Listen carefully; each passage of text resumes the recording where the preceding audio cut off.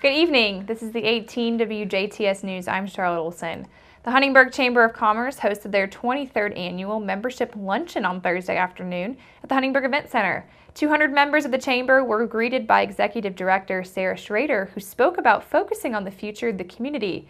As is tradition, the Huntingburg Chamber of Commerce presented several awards. The first of which was the Golden Leaf Award, which was given to Gary and Kathy Holler, and the Hollers were recognized for their time spent to help and their many years of giving back. The Hollers say that since their community has been so good to them, that the community deserves something in return. I think the idea of working in a community and helping out is to bring other people in, see what you're doing, and bring other people in who want to do the same thing. And we think our children have kind of followed in our footsteps, and hopefully by example. And that's I think for both of us, we think that we're trying to set an example not only for our kids and our grandchildren, but also for the people around us that would help out also. I think it motivates other people when they see you do things to come in and do things also. We love this community. It's been good for our family. It's been good for us, been good to us. There's no reason not to be good back, Yeah. Also, a Kids Place received the Business of the Year Award for their utmost care with the youth of the community. Members of the Kids Place look forward for what the 2018 year has in store. All the different innovative ways that we're going to continue the education of the children is very exciting. Some of the new things we're going to do at the center with the support of the community. And also Thursday, the Huntingburg Chamber unveiled a new award this year, the Al Mihalowicz Leader of the Next Generation Award, which was won by none other than Al Mihalowicz himself. He was a longtime educator and coach and administrator with the Southwest DuBois County School Corporation. Mihalowicz recollected on the career and the Leader of the Next Generation Award. My life has been involved in education for really 45 years, 2 years in upstate New York, and then last 43 in Southwest DuBois County School Corporation, and about 30 years of that in the administrative aspect of things. So, when you look back on it, if you've been able to give something, back to someone, or had an opportunity to help somebody become useful, in life, I think that you've done what you hopefully put out to be. To close out the luncheon, the chamber members were greeted with storyteller and also early childhood advocate Mary Jo Huff, who spoke on the importance of early education with children. A Vanderburgh County man was placed under arrest on a charge of theft on Wednesday morning after he was believed to have taken items from the Huntingburg Huck's convenience store without paying for them. Around 7:15 a.m. Wednesday, officers with the Huntingburg Police Department were called to the convenience store located along the 600 block of North Main Street in reference to a theft that had taken place within the past 5 to 10 minutes.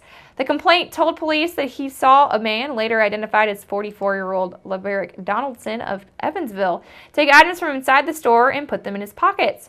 By the time police did arrive at the store, they say that Donaldson had left, but the complainant provided a good description. While at the store, officers were also able to review surveillance video footage and were able to confirm that Donaldson did take items without paying for them. Authorities also obtained a vehicle description using video surveillance on the outside of the building.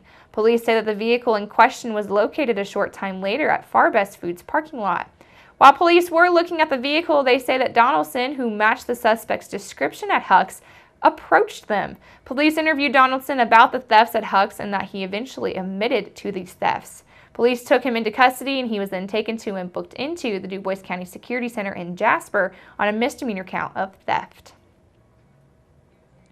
A Jasper woman was taken into custody on a number of charges, including neglect of a dependent, after authorities say that she was involved in an altercation at her home on Wednesday evening.